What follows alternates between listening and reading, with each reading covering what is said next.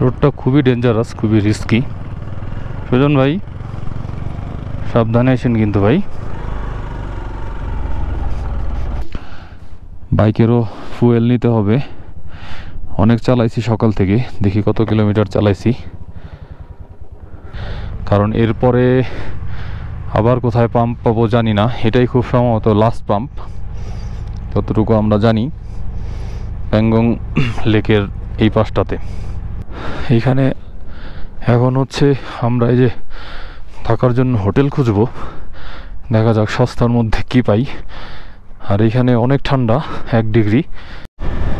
ওয়ারি La Paz শেষ করে প্রায় শক্তি পর্যন্ত চলে আসছি আমরা। শক্তি পর্যন্ত আছে খুব সম্ভবত 12-13 কিলোর মতো, 10 কিলো শক্তি পর্যন্ত হচ্ছে, আর 10 কিলো। তো শক্তি থেকে হচ্ছে আমরা বাঁ দিকে ঢুকে যাব প্যাংগং লেকের দিকে চ্যাংলা পাস হয়ে। এখন আছি হচ্ছে শক্তি গ্রামে। তো এই দিক দিয়ে মেন রোডে বের হওয়ার যে রোড, এই রোড দিয়ে মেন রোডে বের হয়ে বাম দিকে যাইতে হবে। তার আগে এইখানে হচ্ছে একটা শর্টকাট আছে, বাট এইখান থেকে ভাই বলতেছে এই শর্টকাট দিয়ে তোমরা যাইতে পারো, 6-7 কিলোমিটারের মতো কম হবে, কিন্তু মাঝখানে আধা কিলোমিটারের মতো রাস্তা ভাঙা আছে। তো যেহেতু মাত্র 6-7 কিলোমিটার, এই জন্য হচ্ছে আমরা শর্টকাট নিব না, আমরা মেন রোড ধরেই যাব। তো এটাই হচ্ছে সেই ইন্টারসেকশন পয়েন্ট। তাড়াতাড়ি আসো, ধাপাধাপ।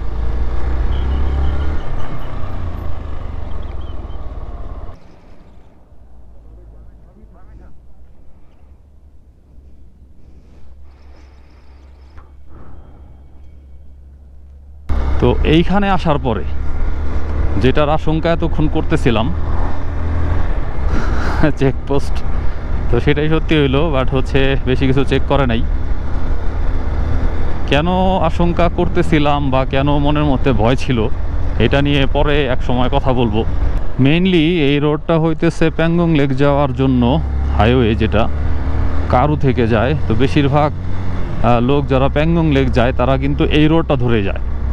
বাট যারা খারদুংলা হয়ে যায়, মানে খারদুংলা পাস হয়ে যায়, তারা হচ্ছে আমরা যে রোডটা ধরে গেলাম আগাম ভিলেজ পর্যন্ত, সেই আগাম ভিলেজ থেকে বাঁ দিক দিয়ে চলে যায়। ওইখান থেকে হচ্ছে আমরা ডান দিক দিয়ে এসে আবার এই প্যাংগং লেকের যে মেইন হাইওয়ে, কারুর যে হাইওয়েটা, এই হাইওয়েতে এসে উঠলাম। আর এইখানে এই যে একদম নতুন কার্পেটিং করা হয়েছে, রোডটা একদমই নতুন, এখনও দাগ টাগ কিছুই দেওয়া হয় নাই। তো এই ধরনের রোডে চালাইতে কিন্তু ভালোই লাগে, পাহাড়ি রোডে। আর এই রোডটা কিন্তু ওয়াইডও অনেক বেশি। তো চ্যাংলা পাসের আগে আরেকটা পাস আছে, এটা হচ্ছে কিলা পাস। তো আগে হচ্ছে আমরা কিলা পাসে যাব, কিলা পাস শেষ করে তারপর হচ্ছে চ্যাংলা পাস হয়ে তারপর হচ্ছে প্যাংগং লেকের দিকে যাব।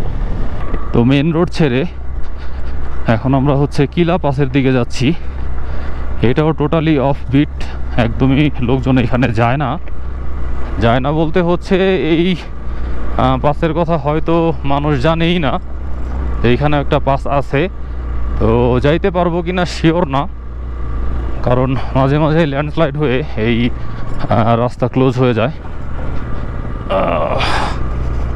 তো এটা ভালোই অফ রোড, তোমরা একটু বাম দিকে ঘেঁষে যাও, ঠিক আছে?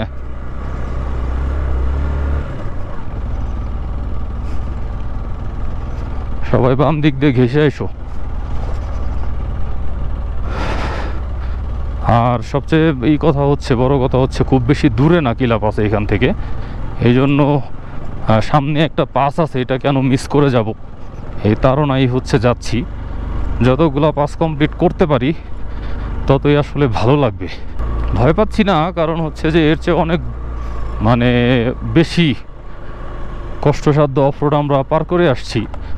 বাট যেহেতু এটা একদমই অফবিট, এদিক দিয়ে সাধারণত কেউ যায় না, ক্লিফ হ্যাঙ্গারের মতো জনশূন্য জনমানবহীন এই রোডটা, এই জন্য হচ্ছে একটু টেনশন লাগতেছে, আর কিছুই না।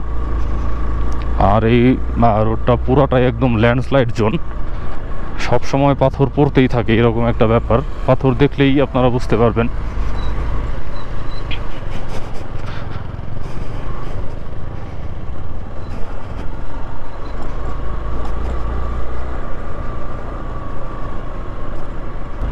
আর একটা কথা হচ্ছে, গুগল ম্যাপে কিন্তু কিলা পাস শো করে, বাট এই রোড শো করে না।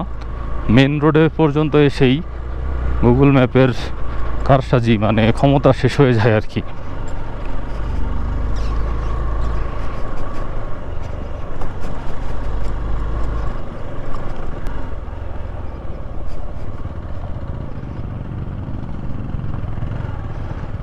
রোডটা খুবই ডেঞ্জারাস, খুবই রিস্কি। সুজন ভাই সাবধানে আসেন কিন্তু ভাই, এক গিয়ারে আসেন, নাহলে কিন্তু শক্তি পাবে না।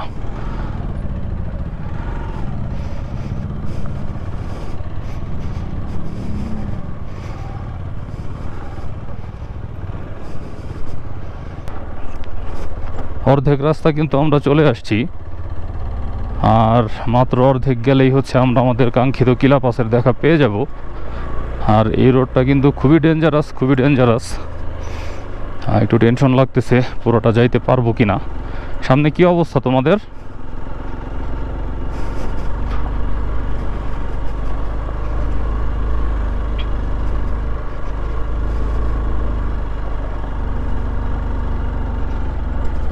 পুরোটা রোড জুড়েই পাথর দিয়ে ভর্তি। কারণ হচ্ছে এই রোডে কেউ যায় না, এই রোডের মেনটেনেন্সও করা হয় না খুব একটা, দেখেই বোঝা যাচ্ছে। না, সম্ভব না হলে যাব না আমরা, প্যারা নিব কেন?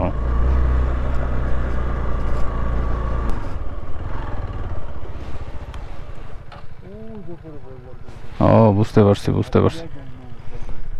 হুম হুম হুম। তো কিলা পাস যাত্রার এইখানেই হচ্ছে আমাদের সমাপ্তি। হুম। তো কিলা পাস যাইতে পারলাম না, কারণ হচ্ছে যে এটা হচ্ছে অনেক লুজ পাথর। এখানে দেখেন, এই পাথরটাও যদি যাইতে পারতাম, বাট সামনে ওঠার পরে এইখানে যে ল্যান্ডস্লাইডের যে ব্যাপারটা দেখাচ্ছি আমি। সাফা পাসওয়ার্ড যেন কি?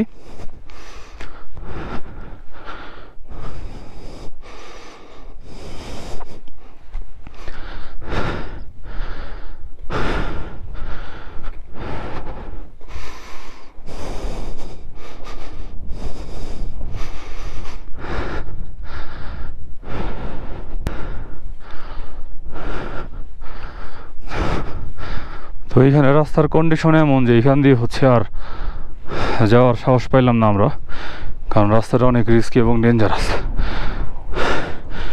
তো কিলা পাসের অভিযান হচ্ছে আমাদের এখানেই শেষ।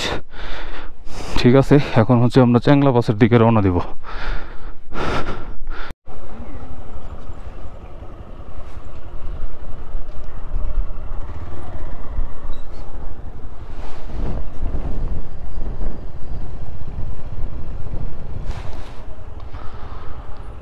এইমাত্র আমরা চাংলা টপে এসে পৌঁছাইছি। তো চাংলা টপের অল্টিটিউড হচ্ছে 17,688 ফিট। তো এখানে এখন ছবি তুলবো, ছবি তুলে এখান থেকে চলে যাব। এখানে অনেক ঠান্ডা, অনেক বাতাস। এই হচ্ছে চাংলা টপের ভিউ, চারপাশটা এরকম সুন্দর। এই পেছনেই দেখতে পাচ্ছেন বরফের পাহাড়। আমি চাংলা টপের ভিউটা একটু আপনাদেরকে দেখাই। এই হচ্ছে চাংলা টপের মাইল ফলক, 17,688 ফিট। জায়গাটা সুন্দর, চারপাশের ভিউ অনেক সুন্দর। তো এইখান থেকে এখন আমরা যাব হচ্ছে প্যাংগং লেকের দিকে। তো এইখান থেকে চাংলা টপ থেকে আর কি এখন বিদায় নিচ্ছি আমরা। বেশ কিছুক্ষণ ছিলাম। চাংলা টপটা বেশ ভালোই লাগছে আমার কাছে, সুন্দর সাজানো গোছানো, একদম পরিষ্কার পরিচ্ছন্ন। আর খারদুংলাটা ছিল হচ্ছে একদম ঘিঞ্জি, খারদুংলাটা ভাল লাগে না আসলে। তো এখন আমাদের প্রাইমারি টার্গেট হচ্ছে দুরবুক। দুরবুকে যে আমরা লাঞ্চ করব, প্লাস হচ্ছে বাইকেরও ফুয়েল নিতে হবে। অনেক চালাইছি সকাল থেকে, দেখি কত কিলোমিটার চালাইছি। এখন পর্যন্ত 224 কিলোমিটার চালানো হয়েছে। পাহাড়ি রোডে 224 কিলোমিটার আসলে অনেক। তবে আরেকটা ব্যাপার হচ্ছে, এইখানে আসার পরে সত্যি কথা বলতে মনেই হয় নাই যে 17,500 ফিট উঁচুতে আসছি। খুব সম্ভবত এই কয়দিন ধরে আমাদের শরীরের সাথে অ্যাডজাস্ট হয়ে গেছে, যে কারণে হচ্ছে একটুও কষ্ট হয় নাই, আলহামদুলিল্লাহ। এই জন্য শরীরটা আসলে একটুও খারাপ লাগতেছে না। শরীরের কন্ডিশনও বেশ ভালো, এখন শুধু ক্ষুধা লাগছে, খাওয়া দাওয়া করলেই আবার এনার্জি ফিরে পাবো ইনশাল্লাহ। চ্যাংলা টপ থেকে জাস্ট নিচে নামার পরেই এইখানে ছোট একটা রেস্টুরেন্ট আছে, তো এখানে হচ্ছে এখন আমরা লাঞ্চ করব আর হচ্ছে চা খাবো। অলরেডি আমাদের টায়ার্ড লাগতেছে, ঘুম ঘুম ভাব, এই জন্য হচ্ছে আমাদের ফ্রেশ হওয়াটা জরুরি। দেখাই আমি শপটা, এই হচ্ছে শপটা, নোম্যাডিক রেস্টুরেন্ট। তো এখানে আছেই হচ্ছে ব্রেড অমলেট আর ম্যাগি। তো সকালবেলাও ম্যাগি খাইছি, বাট ভাল লাগে নাই, যেহেতু অন্য কিছু অ্যাভেলেবেল নাই, তো এখনও হচ্ছে ম্যাগি খাবো। দেখি আজকে এইখানে ম্যাগিটা কেমন লাগে।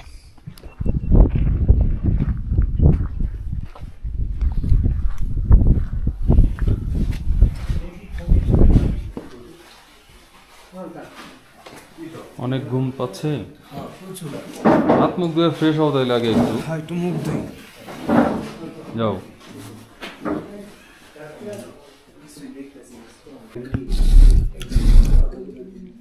সকালে খাইছিলাম হচ্ছে ম্যাগির ভর্তা, এটা কিছুই হয়েছিল না।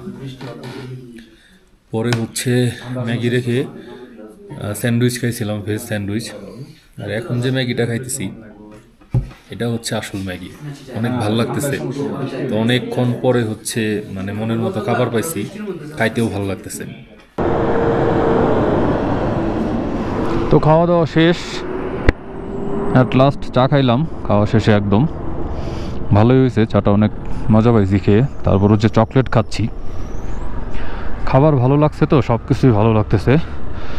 আর এইখান থেকে টাংস্টে হচ্ছে আর 29 কিলোমিটার, আর প্যাংগং লেকের যে লেক ভিউ পয়েন্ট আছে একটা, সেটা হচ্ছে 77 কিলোমিটার। তো দেখি, রাস্তা ভালো থাকলে আসলে খুব বেশি সময় লাগার কথা না।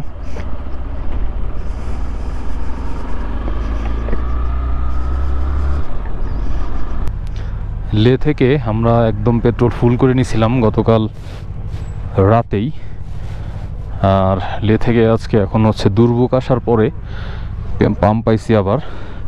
তো এখানে থেকে আবারও সবাই ফুল করে নিচ্ছি, কারণ এরপরে আবার কোথায় পাম্প পাবো জানি না, এটাই খুব সম্ভবত লাস্ট পাম্প, ততটুকু আমরা জানি প্যাংগং লেকের এই পাশটাতে।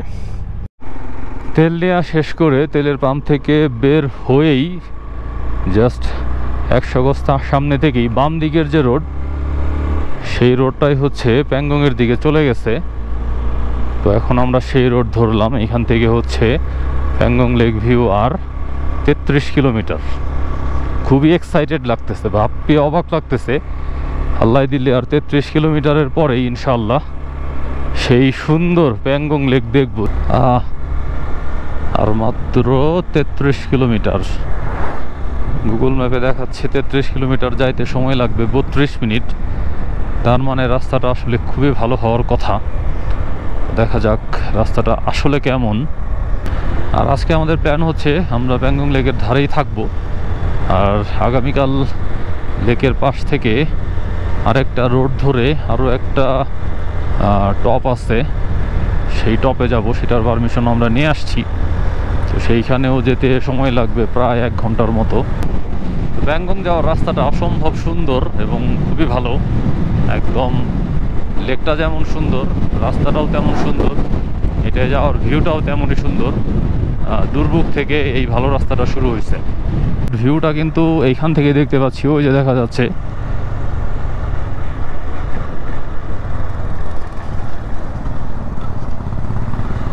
অবশেষে দেখতে পেলাম তাহাকে।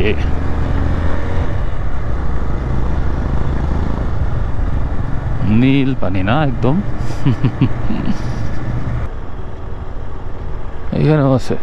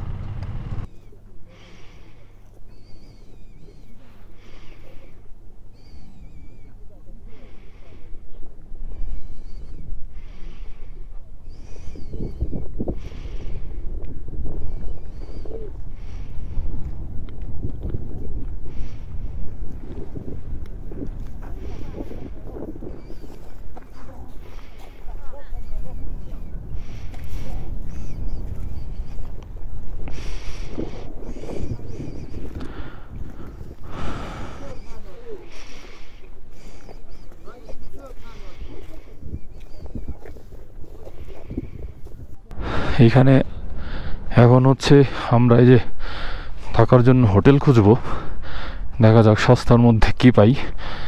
আর এইখানে অনেক ঠান্ডা, 1 ডিগ্রি। তো এইখানে আসার সাথে সাথে হচ্ছে ক্যামেরা হ্যাং হয়ে গেছে। একদম লেকের পাড়েই হচ্ছে আমরা রুম নিছি। এই হচ্ছে আমাদের বাইকগুলো এখানে রাখা, আর এই হচ্ছে আমাদের হোটেল। রুমটা একটু দেখাই আপনাদেরকে।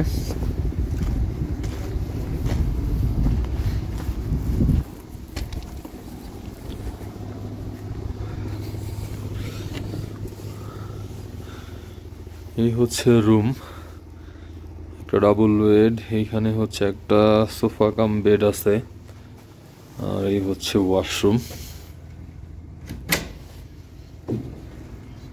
ওয়াশরুমটা বিশাল। তো এই ধরনের আরও একটা রুম আছে। তো এই দুইটা রুম আমাদের হচ্ছে 2200 টাকা ভাড়া নিছে। এইখানে হচ্ছে 10:30 পর্যন্ত কারেন্ট থাকবে, প্লাস হচ্ছে ওয়াইফাই আছে, প্লাস হচ্ছে সকালবেলা গরম পানির ব্যবস্থা আছে, আর 12 ঘন্টা হচ্ছে রানিং ওয়াটার থাকবে। এখানে এসে হচ্ছে আমরা ডিমের তরকারি, প্লাস হচ্ছে ডাল, আর হচ্ছে ভাত খেলাম। আর ভাত খাওয়ার পরে এখন এই যে চা খাচ্ছি। এইখানে এত বেশি ঠান্ডা যে ঘর থেকে আসলে বাইরে বের হওয়া যায় না। ডিগ্রির সাথে যে পরিমাণ বাতাস, বাইরে জাস্ট সারভাইভ করা যায় না, এমন কষ্ট। সকালে উঠে যখন আমরা রাইড স্টার্ট করবো আমাদের কি যে অবস্থা হবে সেই চিন্তা করতেই অস্থির লাগতেছে। খাওয়া দাওয়া শেষ করে রুমে চলে আসছি, আর রুমে এসেই যে কাজটা নিয়ে বসছি সেটা হচ্ছে এই দিয়ে 2 দিন হচ্ছে মেমোরি কার্ড কপি করলাম। তো আজকে হচ্ছে একদম ফুল হয়ে গেছিল। তো যাই হোক, বাইরে আসলে অত্যাধিক বেশি ঠান্ডা, বাইরে আসলে যাওয়ারই উপায় নাই, এত বেশি ঠান্ডা আর হচ্ছে বাতাস। আর কালকে সকালবেলাতে একটা হাই পাসে যাব, এটা এখনো মোটামুটি আননোন একটা পাস, খুব মানুষরা আমি যেতে দেখি নাই। তো সেটার পারমিশন নিয়ে আসছি। তো যদি যেতে পারি তাহলে হচ্ছে আপনাদের সাথে শেয়ার করব। আর আজকের ভিডিওতে এইখান থেকে আসলে বিদায় নিচ্ছি। কথা বলার খুব একটা শক্তি নাই, সারাদিন রাইড করছি, সেই যে 4:30টায় বের হয়েছি। তো ঠিক আছে, পরবর্তী ভিডিও পর্যন্ত ভালো থাকবেন সবাই, দেখা হবে ইনশাআল্লাহ নেক্সট ভিডিওতে। আসসালামু আলাইকুম।